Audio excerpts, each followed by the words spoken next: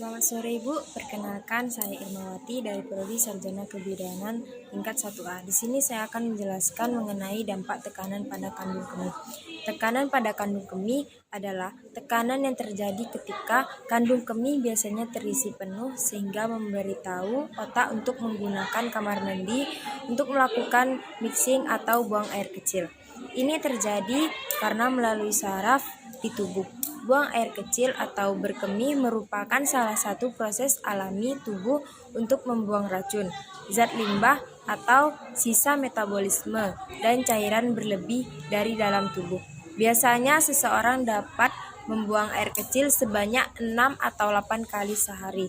Namun, ibu hamil mungkin akan merasa lebih sering ingin buang air kecil, biasa 10 kali dalam sehari. Hal ini membuat sebagian ibu hamil yang beraktivitas di luar rumah menjadi sering menggunakan toilet umum. Keluhan ini juga biasanya bisa muncul di waktu tertentu, misal di malam hari, sehingga menggunakan waktu istirahat ibu hamil. Frekuensi buang air kecil selama masa kehamilan dapat naik atau turun, tergantung sisa kehamilan. Berikut dampak tekanan pada ibu hamil di tiap trimesternya. Di trimester pertama, buang air kecil lebih sering, biasanya menjadi salah satu gejala awal kehamilan.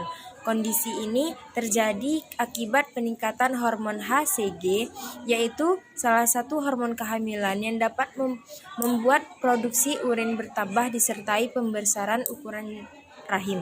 Kemudian trimester kedua kehamilan, frekuensi buang air kecil bumil mungkin akan berkurang dan tidak sebanyak di trimester pertama. Hal ini dikarenakan perubahan ukuran dan letak rahim yang menjauh kandung kemih. Namun sebagian ibu hamil mungkin masih bisa merasakan buang air kecil di trimester kedua kehamilan. Hal ini bisa disebabkan oleh rasa cemas atau stres saat hamil. Kemudian terakhir, trimester ketiga.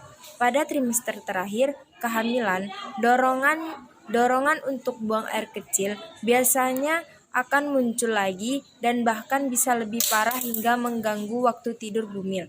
Hal ini dikarenakan ukuran janin semakin besar dan posisinya berada di bawah panggul, sehingga memberi tekanan lebih kuat pada kandung kemih.